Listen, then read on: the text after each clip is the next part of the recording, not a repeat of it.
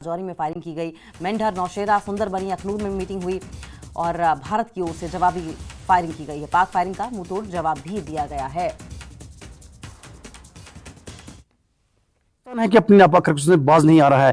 पाकिस्तानी सेना लगातार पुंछ जिले के कई इलाकों में गोलीबारी कर रही है। इस समय देर रात का समय है और पुंछ जिले के माल्टी हो, दिगवार हो, उन इलाकों में पाकिस्तान की तरफ से गोलीबारी की जा रही है, जिसकी आवाजें आप सुन सकते हैं। क्योंकि पाकिस्तान जो है काफी समय से लगातार इन इलाकों को निशाना बनाकर गोलीबारी कर रहा है और पाकिस्तान की ये नापाक हरकतें लगातार जारी हैं। हालांकि पहलगाम के बाद जब से भारतीय सेना ने कड़े कदम उठाए हैं, पाकिस्तान कहीं ना कहीं जो है संघर्ष विराम का उल्लंघन करके गोलीबारी करता है और आज भी पाकिस्तान की तरफ से गोलीबारी की है, जिसका भारतीय सेना मुंह तोड़ जवाब दे रही है। हालांकि पाकिस्तान को लगातार जवाब दिया जा रहा है, लेकिन पाकिस्तान कहीं ना कहीं बौखलाया हुआ है, डरा हुआ है, क्योंकि पाकिस्तान को लगता है कि भारत कोई बड़ी कार्रवाई करने वाला है, जिसके चलते पाकिस्तान जम्मू कश्मीर के अलग अलग क्षेत्रों में जो है गोलीबारी की घटनाओं को अंजाम देता है। और आज फिर जो है पाकिस्तान की तरफ से इस गोलीबारी की घटना को अंजाम दिया गया है, जिसका भारतीय सेना भी जवाब दे रही है और दोनों तरफ से रुक रुक कर गोलीबारी जारी है। Puneet Sharma, news network, LOC, Poonch.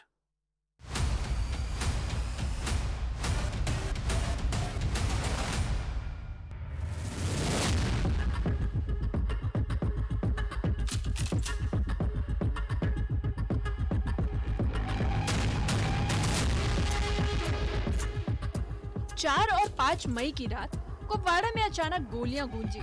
गोली की आवाज ने कुपवाड़ा के नौगाम सेक्टर में सन्नाटे को चीर दिया, लेकिन भारतीय सेना ने भी पाकिस्तान को हर बार की तरह करारा जवाब दिया। LOC पर पाकिस्तानी चौकियों को टारगेट कर जवाबी कार्रवाई की गई, जिसके बाद सीमावर्ती इलाकों में सुरक्षा का पूरा ध्यान रखा जा रहा है। सेना और BSF की अतिरिक्त टुकड़ियां तैनात कर दी गई हैं। आज उस सेक्टर में मौजूद हैं जहां पर पहलगाम सानहे के बाद लगातार फायरिंग हो रही है दोनों ममालिक के दरमियान।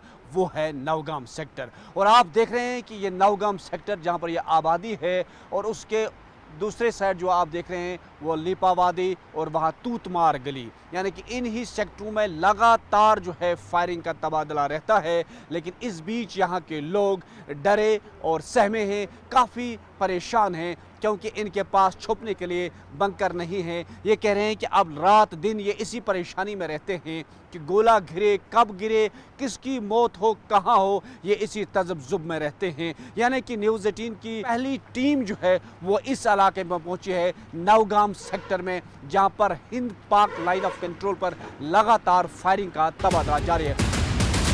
नियंत्रण रेखा के पास बसे गांव में दहशत का माहौल है।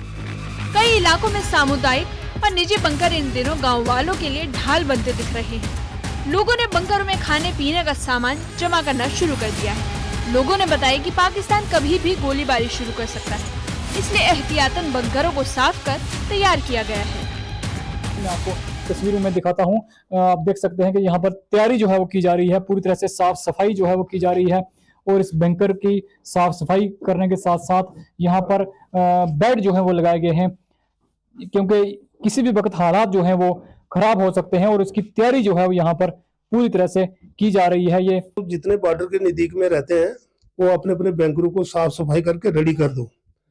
तो हमें परसों से मैसेज मिला था, तो हमने बंकर अपने खाली करके तो इसको साफ सफाई करके पब्लिक के बीच में रुकने के लिए साफ कर रहे हैं। इनको तो कर दिया, पूरी तैयार कर दिया अपनी, कोई पानी पूरी इधर है, सब कुछ इधर ही है, सोफे लगे हुए हैं, मंचे लगे हुए हैं इधर।